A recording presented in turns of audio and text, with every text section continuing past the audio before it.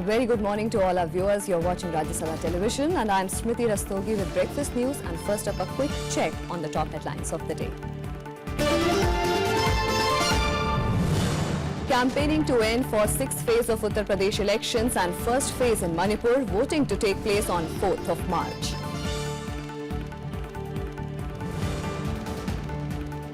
Pakistan created terror outfits against India and the monster is now devouring its creator. India's ambassador to the UN says terrorism grossest violation of human rights.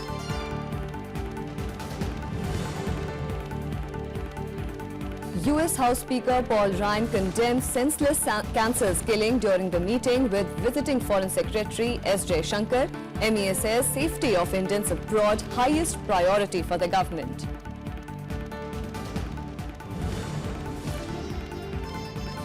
Serious setback for British PM's Brexit timetable. Upper House of UK Parliament passes amendments to Brexit bill.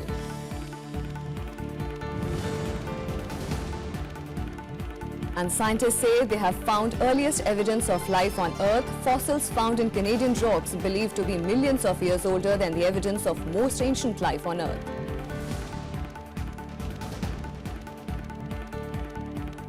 And first up, all the election news in Verdict 2017. Today is the last day of campaigning for the 6th and penultimate phase of polling in Uttar Pradesh. 49 constituencies spread across 7 districts will vote in this phase to be held on 4th of March. The districts are Azamgarh, Gorakhpur, Balia, Kushinagar, Deoria, Maharashganj and Mau. 635 candidates, including 63 women, are in the fray in this phase. A total of 1.72 crore voters are eligible to exercise their franchise.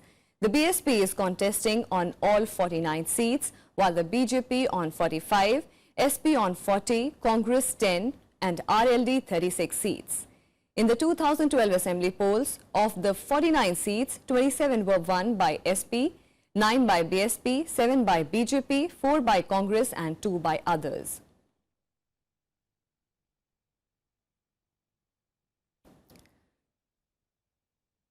And as the crucial Uttar Pradesh battle draws to a close with 2 more of the 7 phases of voting left, Prime Minister Narendra Modi on Wednesday mocked the opposition parties for opposing the centre's demonetization drive. He also targeted the Akhilesh Yadav government for allegedly failing to provide basic amenities, including houses, to people of the state.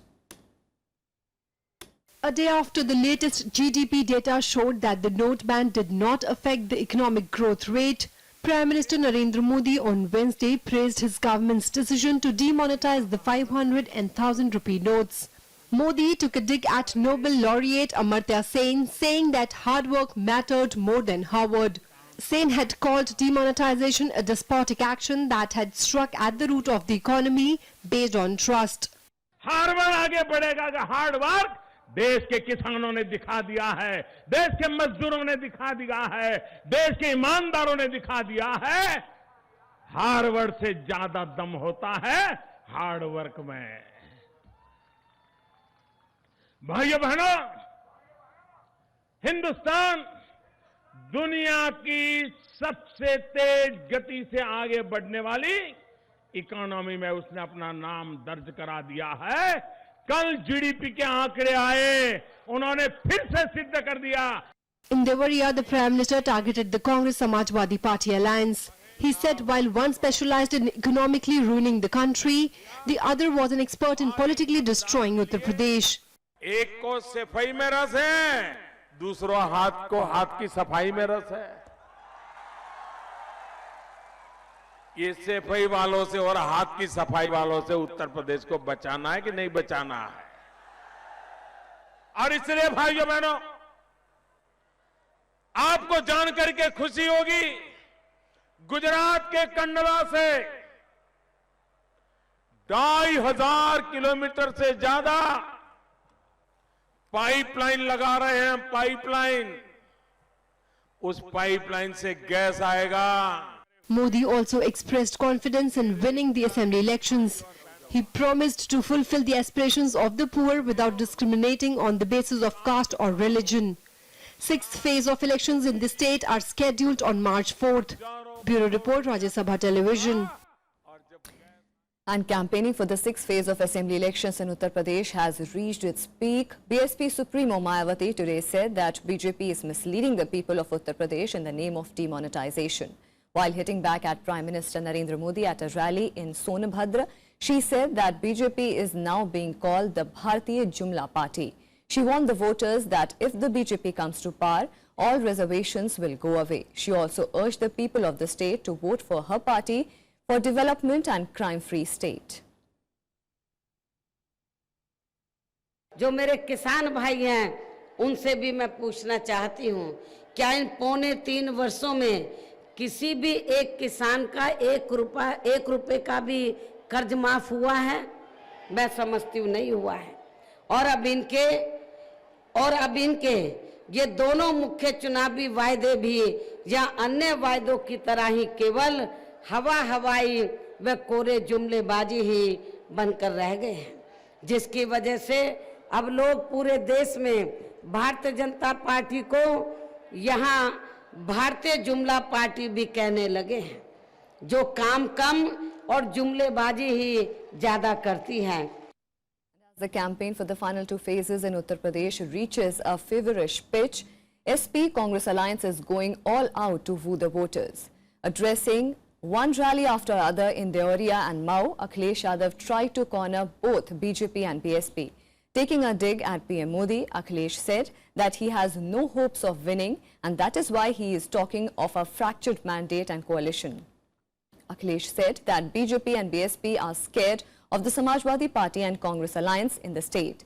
Rahul Gandhi too called Prime Minister Modi anti-farmer at a public rally in Kushinagar. He said that PM has been making false promises to the people of Uttar Pradesh. मैंने उन्हें कई बार समझाया, फिर समझा रहा हूं कि ये 2 कुनबों का गठबंधन नहीं है, ये 2 युवा नेताओं का गठबंधन है, जो प्रदेश की राजनीति और देश की राजनीति को आगे ले जाने के लिए गठबंधन हुआ है। किसान आत्महत्या करे, युवा को भविष्य न रखे, उनके लिए मोदी का झूठे वायदे, ये करूंगा, 2 करोड़ युवाओं को रोजगार दे दूंगा। वायदे पूरे नरेंद्र मोदी जी सिर्फ हिंदुस्तान के सबसे अमीर 50 करोड़ वादे करते हैं। Meanwhile, campaigning will continue in Uttar Pradesh for the remaining 2 phases of the elections. Congress Vice President Rahul Gandhi will address 2 rallies in Maharajganj and 1 in Varanasi. Chief Minister Akhilesh Yadav will address 7 rallies in Balia. BSP Chief Mayawati is slated to address 2 rallies in Chandauli and Bhadoi. BJP President Amit Shah will address a rally in Azamgarh and in Gorakhpur. Congress leaders will address rallies in Gorakhpur, Mirzapur, Kushinagar and Varanasi. Today is also the last day of campaigning for the first phase of elections in Manipur. A total of 38 assembly constituencies will vote in the first of the 2 phases on March 4th. A total of 168 candidates are in the fray in this phase. BJP is contesting in all the seats in this phase out of the total assembly strength of 60. Congress has not fielded candidates in Churachandrapur and Gangpok P constituencies. There are 11 independents in this phase. In the previous elections in 2012, the Congress won 42 out of the 60 seats. In 2014, the Manipur State Congress Party and its 5 sitting MLAs also joined the ruling Congress, taking the Congress tally in the assembly to 47. The state at the moment is reeling under an economic blockade called by the United Naga Council against the decision to create 7 new districts. The UNC is fighting on 15 seats in the state. The other main parties in the fray are the Congress, BJP, Irom Sharmila's Praja Party, the Left Democratic Front and the Naga People's Front. The BJP state office in Imphal was yesterday attacked. The Kang Lee Park Student Association, which is an independent civil organization, is reported to have carried out the attack. A group of KSA members first gathered at the gate of the BJP office and demanded to meet the state party leaders, but when they were told that no one was present, they went on the rampage. They were demanding the repeal of the framework agreement between Centre and NSC and IM, inked in August 2015. BJP has accused Congress over the attack. The state unit of the BJP will meet the Election Commission to ensure safety and security of all its candidates in the state. Earlier, KSA members had reportedly tried to storm the Congress office. तो इस बात की complaint लेकर हम लोग निर्वाचन आयोग भी जाएंगे और गवर्नर हाउस भी जाएंगे। जब इम्फाल शहर सुरक्षित नहीं है तो मणिपुर की पुलिस के जो मुखिया हैं उन पर तो कोई टिप्पणी करने का मतलब ही नहीं है। इससे निर्वाचन आयोग को हम चाहेंगे कि यहाँ के डिस्ट्रिक्ट के जो एसपी और एडिशनल एसपी है इनको तत्काल प्रभाव से इन पर कार्रवाई करनी चाहिए। With just 2 days left for the elections in Manipur, Rajya party convener Irom Sharmila is working hard to reach out to the voters and voice her agenda as a new politician. Main agenda is repealing the Armed Forces Special Powers for which I had been struggling for the last 16 years through nasal feeding. But others also, there are lots of issues to be fighting against injustice in the society through political power. On a 2-day visit to the poll-bound Manipur, BJP President Amit Shah addressed election rallies in Imphal West area and in the Naga-dominated Ukhrul region. He blamed the Congress-ruled state government for not finding a solution to the economic blockade in the state since November last year. He also charged it with sheltering extremist groups for political benefits. Shah promised a blockade-free Manipur and said that BJP will not compromise in the state boundary talks with the NSC and IM. केंद्र में नरेंद्र मोदी जी की सरकार है। अगर यहां पर भी एक सरकार पूर्ण बहुमत की भारतीय जनता पार्टी की बनती है तो मैं आपको कहना चाहता हूं, हम 5 ही साल में मणिपुर को एक मॉडल स्टेट बनाकर दिखाएंगे मित्रों, मॉडल स्टेट बनाकर।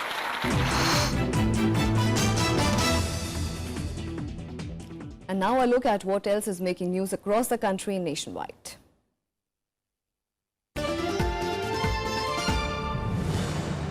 Telecom Secretary J.S. Deepak has been named India's next ambassador to the World Trade Organization. He takes charge from June this year. During his earlier stint in the Commerce Ministry, he was India's chief negotiator at the WTO and for the Regional Comprehensive Economic Partnership Agreement, the mega free trade agreement being negotiated by 16 countries.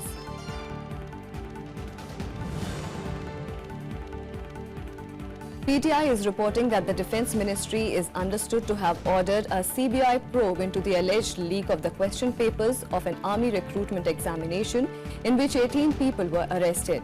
The news agency is quoting sources that the inquiry has been recommended following instructions from Defence Minister Manohar Parrikar. Centre has assured Tamil Nadu that it would not implement any project inimical to the interest of the state. It has also urged the state government to monitor those promoting divisive tendencies. The assurance has come after opposition to the hydrocarbon project in Pudukkottai district.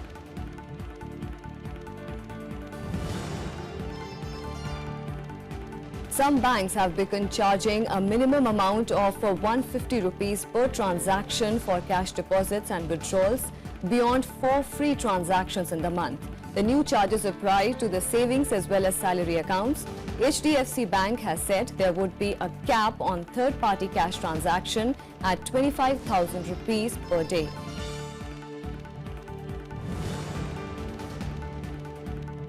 India has released 39 Pakistani prisoners comprising 21 civil prisoners and 18 fishermen after Pakistan confirmed their nationality.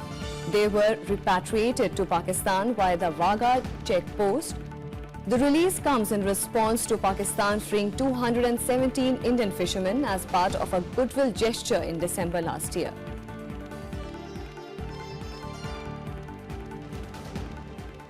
And with that, it's a time for a very short break. On the other side, more news and updates. Stay tuned.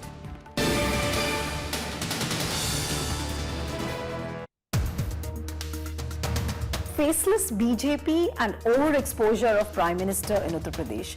Do you believe BJP is again taking that kind of a risk? The overexposure of the Prime Minister is not necessarily something which the BJP should regret. this round of elections probably is going to be a referendum on Modi government's demonetization. In the electoral rhetoric, demonetization is gradually fading into the background. Prime Minister Modi, are we going to see him as a pro-Muslim man? You will not see him say that I am pro-Muslim. Watch To The Point with author, commentator and Rajya Sabha MP Swapan Das Gupta only on Rajya Sabha television.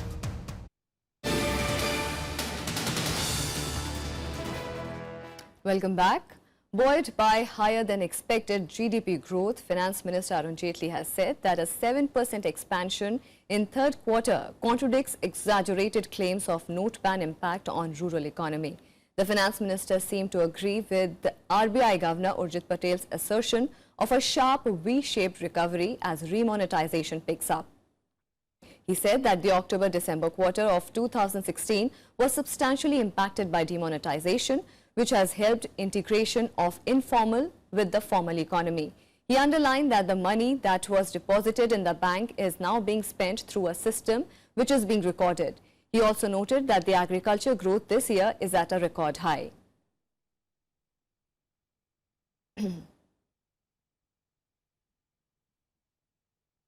The replacement of high denominational currency notes was taking place. And many people were apprehensive as to what its impact on overall growth would be. I had consistently maintained that the revenue figures which actually show the real level of growth indicated that the growth was there. And some areas could be adversely impacted, particularly those which were cash dominated and also a part of the shadow economy or even constituted parts of the informal economy. Finance Minister Arun Jaitley will visit Nepal today to participate in an international summit aimed at boosting infrastructure investments there. The Nepal Investment Summit 2017 is being held in Kathmandu on March 2nd and 3rd. Jaitley will be the keynote speaker at the summit. Meanwhile, the Asian Infrastructure Investment Bank president has also confirmed his participation. Around 250 institutional and individual investors from 24 countries, including India, China, US, UK, Russia, Bangladesh, Bhutan, Italy, France, Spain and Vietnam are likely to attend the summit. Arun Jaitley will also hold high-level political interactions with Nepal, including with Prime Minister Pushpa Kamal Dahal and others. India has asked Pakistan to reinvestigate the 26/11 Mumbai terror attack case and put on trial Jamaat-ud-Dawa chief Hafiz Saeed, who is currently under house arrest in Lahore. This is a fresh demand in a reply to Pakistan's request to send 24 Indian witnesses to record their statements in the case. The request for witnesses were made to get what Pakistan demands is concrete evidence against Hafiz Saeed before beginning trial against him. Pakistan has said Indian witnesses' statements are needed to conclude the case, which has been pending for the last 7 years. However, India has said that enough evidence has been shared with Pakistan to prosecute the accused. The Pakistan government on January 30th had put Saeed and 4 others of Jamaat-ud-Dawa under house arrest in Lahore. India has accused Pakistan for abetting cross-border terrorism at the ongoing session of the United Nations Human Rights Council in Geneva. India said at a session that the main reason for disturbances in Jammu and Kashmir was cross-border terrorism aided and abetted by Pakistan, adding that the terror outfits that Pakistan created have become monsters now devouring the same country. Responding to the Pakistan representative's allegations of rights violation in Jammu and Kashmir, India said that it was ironic that a country which had earned the reputation of becoming a global epicenter of terrorism was holding forth on the issue. India's ambassador to the United Nations, Ajit Kumar, while reiterating the Jammu and Kashmir is an integral part of India, said that cross-border terrorism abetted by Pakistan was the fundamental reason for disturbances in the state. Mr. President, members will recognize the irony of a nation that has established a well-earned reputation of being a global epicenter of terrorism, holding forth on human rights. Terrorism is the grossest violation of human rights. For the last 2 decades, The most wanted terrorists of the world have found succor and sustenance in Pakistan. The fundamental reason for disturbances in parts of Jammu and Kashmir in India is cross-border terrorism aided and abetted by Pakistan. For many years now, Pakistan has carried out an intense campaign to destabilize the situation in the Indian state of Jammu and Kashmir by promoting infiltration and cross-border terrorism, inciting, promoting and glorifying violence and unrest in the Indian state, and raking up the matter through baseless allegations. Jammu and Kashmir is an integral part of India, and the situation there is our own internal matter. On to some international news, a day after US President Donald Trump condemned the killing of Indian engineer Srinivas Kuchibhotla in Kansas, Speaker of the US House of Representatives Paul Ryan has also condemned the crime. In his meeting with visiting Indian Foreign Secretary S. Jaishankar, Ryan expressed the condolences of the House on what he termed was a senseless murder last week. Ryan, in a statement after the meeting, said that the relations between the two countries are rooted in shared values of democracy and freedom. Jaishankar also met National Security Advisor H.R. McMaster. Meanwhile, the Ministry of External Affairs on its part has said that the safety of Indians world over is of the highest priority for the government. MEA spokesperson Gopal Bakle has said that the government will engage with authorities in other countries wherever security of Indians is concerned. Safety of Indians all over the world is a matter of the highest priority for the government. You saw that the senior authorities of the United States and Kansas, where this unfortunate shooting took place, they have had a very clear and categorical approach to such crimes. They have condemned it. They have said that they will prosecute, investigate this crime very fully. As you rightly pointed out, President Trump himself has condemned the killing, and the government will remain very closely engaged with the authorities in other countries wherever the safety of Indians is concerned. On to some more international developments. British Prime Minister Theresa May has suffered a serious setback to her Brexit timetable after the upper house of Parliament, or House of Lords, passed an amendment to the Brexit bill. The House of Lords amendment insists on guaranteeing the rights of European Union nationals currently living in the UK. The peers voted 358 votes to 256 in favour of the amendment, which means that the Brexit bill will now return to the House of Commons for further debate. This will delay the passing of the bill and puts it in doubt in the end of March timetable flagged by British Prime Minister May to trigger Article 50 of the Lisbon Treaty and formally begin the separation from the EU. The vote is the first parliamentary defeat for the government's Brexit bill. May's Conservatives do not have a majority in the upper house. They did feel strongly about it, but I still think they're wrong. I don't think you can separate the matter of EU nationals in this country from the situation of British citizens abroad, and we have a duty of care for them as well. And I think they ought to be considered together. I think by passing, if this became effective, I don't think it will, it would actually have the effect of leaving British citizens abroad stranded and neglected. Meanwhile, Afghan Taliban militants have claimed responsibility for attacking police, military and intelligence targets in Kabul on Wednesday. Security officials confirmed attacks in two areas in Kabul that killed 16 people and wounded dozens. A suicide car bomber attacked at the gates of a police station in the western part of Kabul. Meanwhile, a second suicide bomber on foot carried out another attack in eastern Kabul, targeting an office of the National Intelligence Service. Taliban has claimed responsibility for both the attacks. The Taliban are seeking to expel foreign troops, defeat the US-backed government and reimpose Islamic law after their 2001 ouster. And on to some news from sports. Jeetu Rai has clinched gold and Amanpreet Singh bagged silver on Wednesday as India secured the first and second position in the men's 50-meter pistol event at the ISSF World Cup.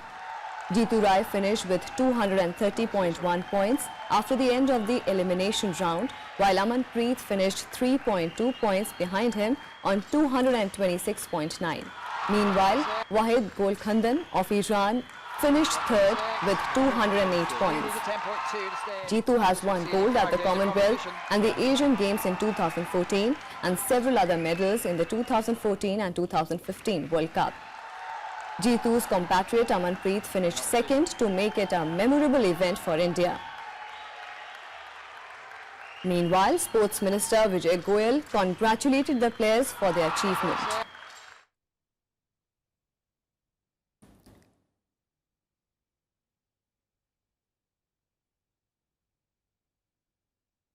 And ahead of the second test match against Australia in Bengaluru, India is looking to start afresh. The host team had lost the opener in Pune very poorly. However, the team is now confident of putting on a better show in Bengaluru.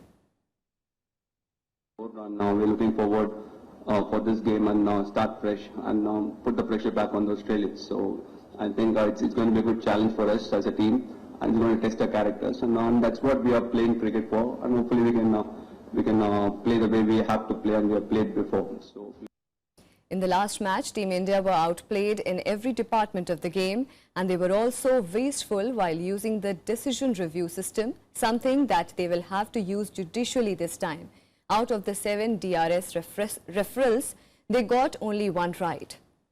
The top 2 least test teams in the world will lock horns on the Bengaluru pitch, termed as sporting by the organisers on Saturday.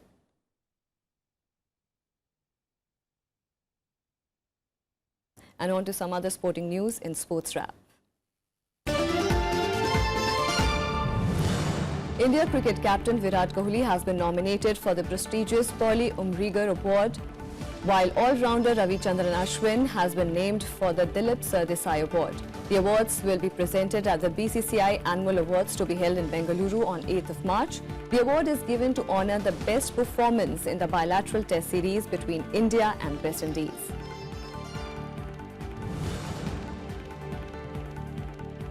Indian opening batsman Murali Vijay has differed with ICC match referee Chris Board, who gave a poor rating to the Pune wicket, saying the surface at best could be called a challenging one.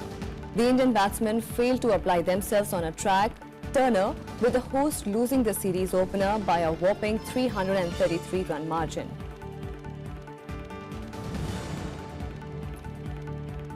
Star striker Cristiano Ronaldo struck 2 goals as Real Madrid settled for a 3-3 draw against Las Palmas in their La Liga clash at Santiago Bernabeu Stadium. Zinedine Zidane's side made the breakthrough first when midfielder Isco slotted home after a fine pass from Mateo Kovacic in the 8th minute of the match. The match took another massive turn just after the half-time when Gareth Bale received the first red card of the Real Madrid career.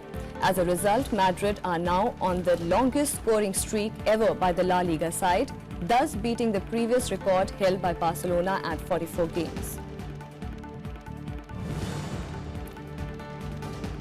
Manchester City came from a goal down to beat Huddersfield Town 5-1 to reach the quarter-finals of the FA Cup. Sergio Aguero scored twice as City survived an early scare to romp in a 5th-round replay in Manchester on Wednesday. And just before we wrap up the bulletin, the fossils found in Canada are being considered to be the oldest one ever on Earth. Researchers have found the direct evidence of life on Earth tracing to 3.8 to 4.3 billion years ago. The tiny fossil, half of the width of the human hair and up to half a millimeter in length, takes the form of blood-red tubes and filaments formed by ocean-dwelling bacteria that fed on iron. These fossils were found along the warm water vents on the ocean floor. The site of the discovery also contains some of the oldest sedimentary rocks known on Earth. According to the researchers, the fossils were formed by organisms. They believe that, like their modern counterparts, they were iron eaters. We've got the oldest fossils. This is exciting. The oldest fossils on the planet. It relates us to our origin. I mean, this is one of the reasons for intelligent life to evolve. And that's all we have for you in this edition of Breakfast News. See you again tomorrow, same time. Till then, keep watching Rajya Sabha TV.